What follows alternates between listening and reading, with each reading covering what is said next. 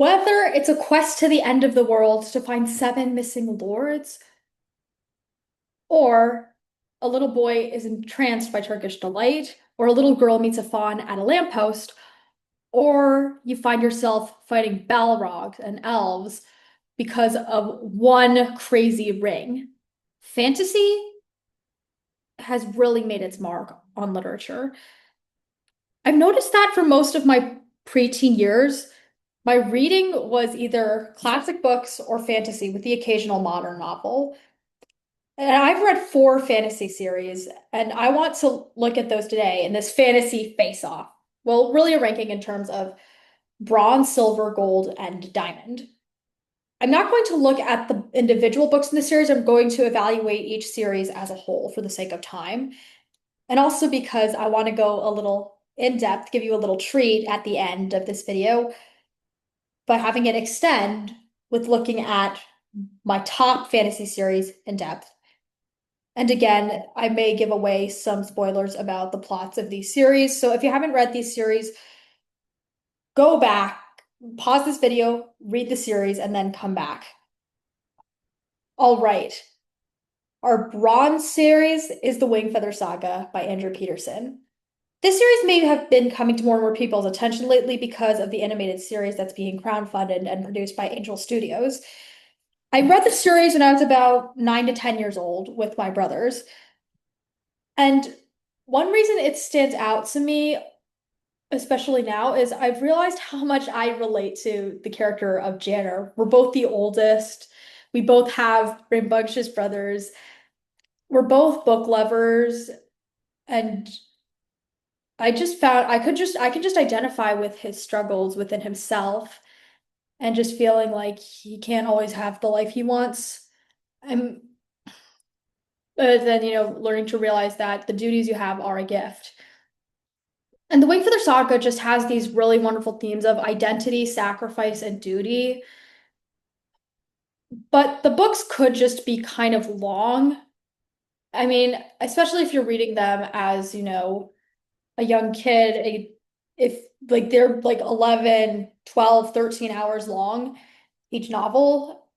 But again, it's such a beautifully written story, it has these really profound themes. And the very end of the series, I absolutely cried over something Janner does. I'm not going to give away what it is though. But at the very end of the book, the series kind of leaves you hanging. I will say that. My brothers have a friend who actively dislikes the ending of the Wingfeather Saga, and I can understand what Peterson was trying to do with it. But yeah, that, and also just because sometimes I feel like it could drag a little bit, and also just because sometimes it can be a tough read. Like it is a little heavier with some of the stuff it deals with, especially as you see what the characters go through. Our silver fantasy series is the Green Ember series by S.D. Smith. What makes this different from most fantasy series is that there's no humans or human-like characters whatsoever. All the characters are animals, wolves, or birds of prey, but it really works well. But because of that, maybe it's a little harder for people to relate to these characters because, anthropomorphized to the extent that they're still rabbits. This really deals with ideas of betrayal, courage, atonement, and they're fighting for this cause, which is the Mended Wood. I read the series when I was about 9 to 13, from between the ages of 9 and 13, because the last book only came out 5 years ago. So, yeah, it was fun. So it was fun to read the series as each one came out.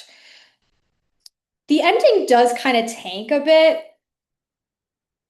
but at the same time, it does have a really nice resolution, especially in the last book. My personal favorite in the Green Ember series is Ember Rising right here. That's the third one.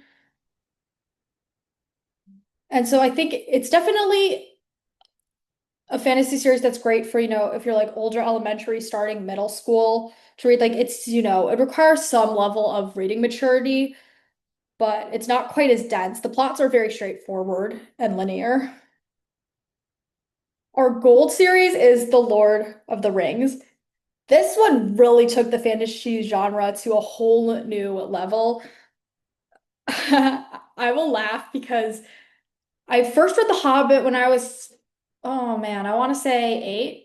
The reason I read it so young was because of the audiobooks. Audiobooks are a great tool. I have a whole video on my love of audiobooks. And then after my brothers and I listened to The Hobbit, we're like, oh, let's do Lord of the Rings. It took us, oh my goodness, I don't know how many years because Tolkien forgot how to hook a reader or something. The beginning is so long and really drags out. But we finally managed to get through it when I was 13. These books are just so rich. They deserve their mark on the place in fantasy history. There's this great variety of characters. Tolkien really built this whole world.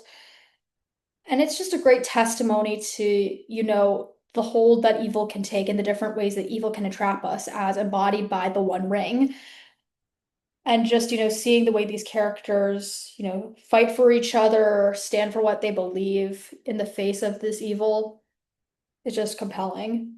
But Tolkien just, sometimes he just can't stop talking. So, I mean, if you're reading these as a high schooler, I mean, if I were to read them now, I probably would be able to get through them because I've read a bunch of, books that are like 18-ish hours. But, 13-year-old me was kind of like, these are just so long. And that, and also even the movies, I mean, because I've seen the extended editions of the movies, it's just so overwhelming to me in a way, almost how much there is that, I don't know, it sometimes almost floods my brain too much, so it's hard for me to really process it. And also just because I think the top fantasy series just really has my heart, which you can probably guess are Diamond fantasy series and what I think is the greatest fantasy series of all time. My brothers will disagree with me on this. Is C.S. Lewis's The Chronicles of Narnia. It was my very first introduction to fantasy when I first read The Lion, the Witch, and the Wardrobe at 8 years old. Maybe part of me is kind of like wanting using this preference to sort of needle Tolkien, who famously was not keen on Narnia. He discouraged C.S. Lewis from going forward with it, probably because he noticed a lot of myths that they've enjoyed reading that C.S. Lewis sort of was inspired by when writing Narnia.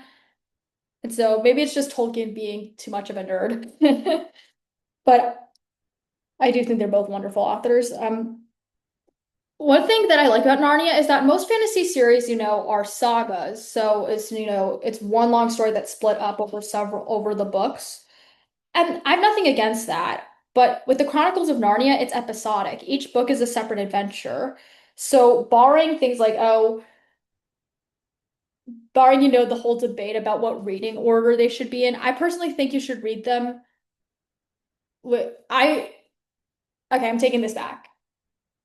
I personally think that with the Narnia series, there are a couple things you have to follow where Lion, the Witch, and the Wardrobe, read that first, end with the last battle, and then read Prince Caspian, Dawn Treader, Silverchair in that order. But other than that, I think you have freedom to pretty much read the books in whatever order you want. I read them in chronological order, with the exception that I read Lion, the Witch, and the Wardrobe before Magician's Nephew. With the Narnia books, I think they really reveal yourself to you. And I think that's the thing about C.S. Lewis in general. That's one thing I think I realize I like about him so much is that he really knows how to establish a very personal and intimate connection with his readers. Throughout Narnia, the narrator is constantly breaking the fourth wall and being like, yeah, just think about this for a second. But also in the characters, you really get a glimpse into what they're thinking, and that can cause you to really consider where you identify with them.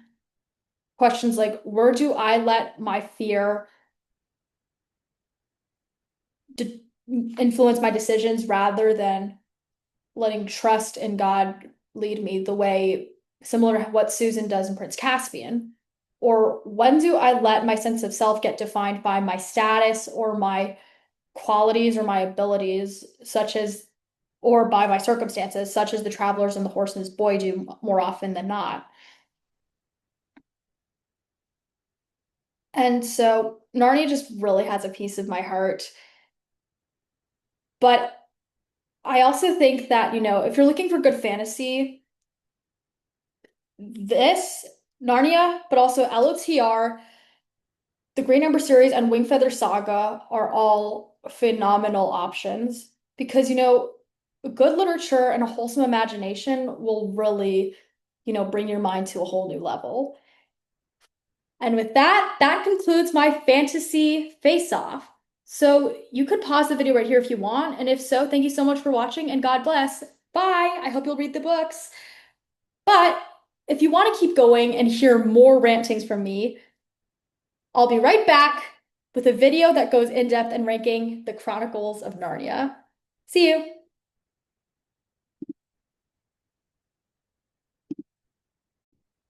All right, everyone. It's Audrey again. I said I would be back, and now we're going to go in depth with ranking the individual books of my favorite fantasy series of all time, the Chronicles of Narnia.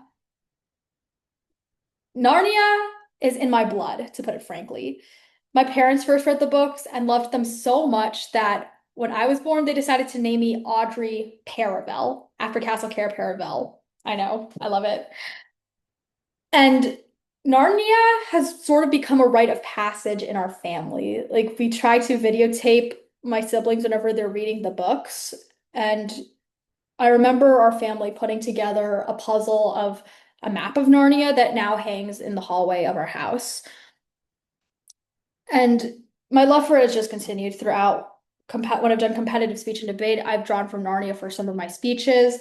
I have Care Paravel on my phone case, and the list just goes on and on. So I wanted to take this in depth a bit more and rank the Chronicles of Narnia and just rank them. And again, I may end up giving away some details about the plots. So if you haven't read the Chronicles of Narnia, read the books first. They're very easy to read.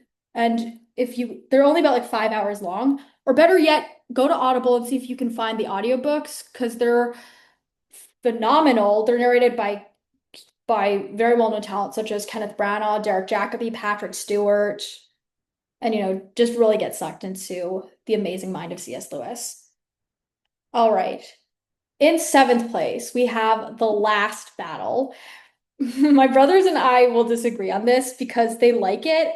I don't remember it super well, I'm going to be honest. It's just the whole idea of the end of the world just scares me. It really does. In sixth place, we have Prince Caspian. What's kind of ironic, considering this is the one that I feel we tend to associate with battles and all that, and the world being reawakened, is I just found it boring. Maybe just because as an 8 to 9 year old, I would often listen. I was listening to these books in the car because we were reading them for book club, and I wouldn't always catch the story. I guess because our audio wasn't very good, so I guess I just found it kind of confusing. But I do like this idea of return for the Pevensies and the themes of belief. And I once did a creative writing class where we went through Prince Caspian and we just examined, some of the writing techniques Lewis uses and also a bit more understanding the characters. But I just, like the other books better. In fifth place, we have The Voyage of the Dawn Treader. I know, shocker. A lot of people say this is their favorite. And I do really like this one. What sets it apart from the other Narnia books is that there's no antagonist. And it's really interesting to read about all these places and cultures, see how Lewis was able other to give places outside of Narnia, their own cultures, their own mannerisms, etc. I feel like it does have a calmer feel compared to the other books because they're sailing. I mean, I don't have a problem with that. But again, I guess there's just other books my top four Narnia books have really stood out to me more for various reasons, and they just get more personal. In fourth place is The Magician's Nephew. This was the very first thing I did for competitive high school speech and debate. I cut the script to be a 10-minute speech, and so I acted it out with all the voices, thinking about the characters' mannerisms, and it was a really great experience for me. I remember, and just reading the book as an 8-year-old, I just found Diggory really compelling. He's so young, and yet he's got this, sense of morality and justice that, his uncle could learn from. And I do remember laughing really, really hard when the animals plant Uncle Andrew because they think he's a tree. And there's just this prof and then just the whole concept of creation and Diggory makes this mistake and he takes advantage of the chance to rectify it, even though it's so hard, being like, oh, this apple's what could heal my mom. And yet he takes it back to Aslan. Yes. In third place, we have The Lion, the Witch, and the Wardrobe, the book that started it all. And fun fact is celebrating its 75th anniversary this year. It's iconic. I recently reread it in December, and it was just, really nice to, for the nostalgia. And again, because it's just, a wonderful, iconic story to romp through it. And whenever I did plays with my homeschool co-op, and my first role that I ever played with my homeschool co-op was Lucy. So, a bit more of that nostalgia. Um, hard for me to think about anything that, I would critique about The Lion, the Witch, and the Wardrobe. I mean, I think a big part of, when it comes to ranking the Narnia books is they're all so good. I think part of it is, also comes down to the focus on the family audio dramas, which are absolutely fantastic. They'd help me get through sleepless nights. Probably would not do that for me now. And so it also just sort of comes down to which focus on the family audio dramas really stuck with me more, which ones I listen to more often, and also just looking at these stories, what themes do I think tend to stick out to me most and resonate with me more. A runner-up is The Silver Chair. I love how it brings this idea of how can you know what's real and what's not real. Um, and I do like that it has a gothic edge. If you watched my other videos, you probably know I've got a bit of a thing for gothic novels. And I mean, The Silver Chair, it even does have a madman in the attic. Bonus points if you can get the reference. Um,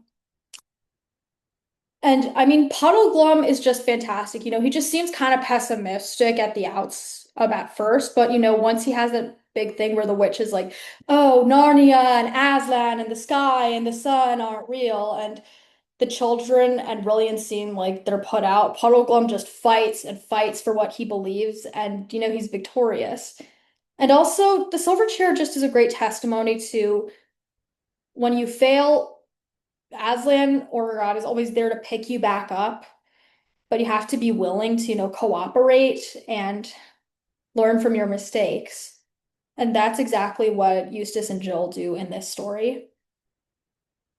But in my opinion, the best Narnia book of all time is also one of the most underrated. And shocker to maybe a lot of people, my favorite Narnia book's The Horse and His Boy. The audio drama for it was probably when I listened to it the most when I went through a phase where I just had a lot of sleeping problems. Um, when I first read it, Aravis was a character that really stood out to me. That's like a big thing. I just think she's so cool, and her character development is wonderful. She starts out snooty and contemptuous, and she has a flawed sense of self, but she gets but she does reform. She does learn humility and empathy and to let go of whatever keeps her from being the person she's meant to be. Um, and I just really love Shasta as a character. Like, I think if it's possible to, you know, sort of crush on a book character, I feel like Shasta's got a little piece of my heart. Um, um, my friend said she did find the book kind of random and that's why she wasn't as keen on it. But what's kind of ironic, funny, is I feel like the fact that what sets The Horse and His Boy apart from the other books in the series, is that, there are no journeyings between worlds. Everything takes place in the world of Narnia or Arkenland. And fun fact, it was published on September 6th, which is also my birthday. So, um, but not only does The Horse and His Boy just, I think it really speaks to these themes of identity, freedom, belonging. It also has my favorite scene in the entire series, which is when Shasta's on the mountaintop and he's lost, and then he just starts crying that he's the most unfortunate person that ever lived. And then he hears this mysterious voice. It's like, "What's with your, tell me your sorrows?" And Shasta's like, "I met all these lions on my journey, and blah, blah, blah, blah." And then, there's the whole, "I was the lion who forced you to join with Erebus. I was the cat who comforted you among the tombs." And I just love that so much. There's this podcast I like called Talking Beasts that actually had a whole episode dedicated to this part, and they made the point that the chapter's called The Unwelcome Fellow Traveler. And until I listened to the podcast, I always thought it was referring to Shasta and his whole idea of that he always seems to be getting left out or behind or whatever. But by Unwelcome Fellow Traveler, they made the point that Lewis is actually referring to Aslan and how Shasta's sort of seen the presence of the lion as a curse his whole life. But when Aslan meets Shasta on that mountaintop, he's given the opportunity to see that Aslan was actually working for his good. And I just love that so much. And that's just a scene that really speaks to me. Like, I feel like if there's besides Aslan dying in The Lion, the Witch, and the Wardrobe, I feel like this is probably a scene that could probably produce a few teary eyes if it's adapted well. And I really want to see a Horse and His Boy movie someday. All right. That is it for this video. Thanks for hearing me ramble. Thanks for watching. Quick citation note before I leave is that this background image is a map of Narnia that I just pulled up from the feature on Google Slides where you can grab an image. But other than that, thanks for watching, and until next time, God bless. Further up and further in to Narnia and the North. Bye!